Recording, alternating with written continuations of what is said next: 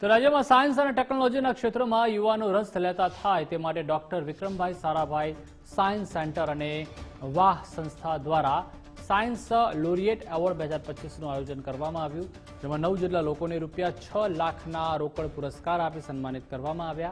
Science અને ટેકનોલોજીની મદદથી અવનવા સંશોધન થકી સમાજ ઉપયોગી કામ કરનાર લોકોને રોકડ રકમ, ટ્રોફી અને પ્રશસ્ત પત્રક આપી સન્માનિત કરવામાં આવ્યા હતા।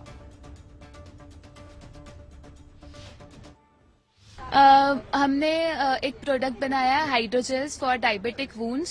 तो जो डायबिटीज होती है उनके लिए उनको घाव हो जाते हैं, तो वो घाव के लिए वो जल्दी हील नहीं होते हैं, तो इसलिए हमने उसके लिए हाइड्रोजेल्स बनाई है। तो अगर हम हाइड्रोजेल्स अप्लाई करेंगे तो हॉस्पिटल्स वगैरह हमको नहीं जाना पड़ेगा और इकोनॉमिक बर्डन जो कॉस्ट प्राइस रहता है वो भी कम हो जाता है और वो बहुत सारी एंटीऑक्सीडेंट एंटीबैक्टीरियल प्रॉपर्टीज दिखाता है, तो उसकी वजह से हमको ये अवार्ड मिला है।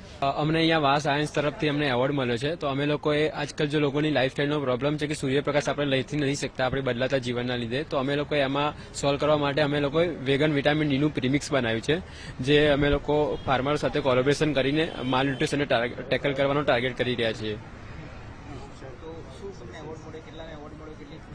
या अमने बहुत सारी खुशी है कि अमे लोगोए अत्यार सुधी जे काम कर्युं छे एने वाह एक अमने एक प्लेटफॉर्म पाड्युं छे અને હવે અમે લોકો સુધી વધારે આગળ લઈ જઈ શકીશું। અત્યારે અમને ₹1 લાખ ની સ્કોલરશીપ મળી છે તથા અમને ટ્રોફી અને સાઇટેશન અમને એવોર્ડ કરવામાં આવેલું છે। વાહ સંસ્થાને આજે 9 વ્યક્તિઓને એવોર્ડ આપવામાં આવ્યા અને ઓલટુગેધર ₹6 લાખ જેટલી ઇનામી રકમ બાળકોને આપવામાં આવી। છેલ્લા 4 વર્ષમાં 36 વિદ્યાર્થીઓ વ્યક્તિઓને આ પ્રકારના વાહ સાયન્સ નોબેલ લોરેટ એવોર્ડ કરવામાં આવ્યો છે। મેઇન ઓબ્જેક્ટિવ એ છે કે રિસર્ચ અને ડેવલપમેન્ટ દ્વારા બાળકોમાં વિજ્ઞાનમાં સમજ શક્તિ વિકસે એના માટે અમે ગુજરાતની 56 જેટલી શાળાઓની અંદર 35,000 જેટલા બાળકો માટે સ્ટેમ લેબનું આયોજન વિક્રમ સારાભાઈ કમ્યુનિટી સાયન્સ સેન્ટરની મદદથી કરેલું।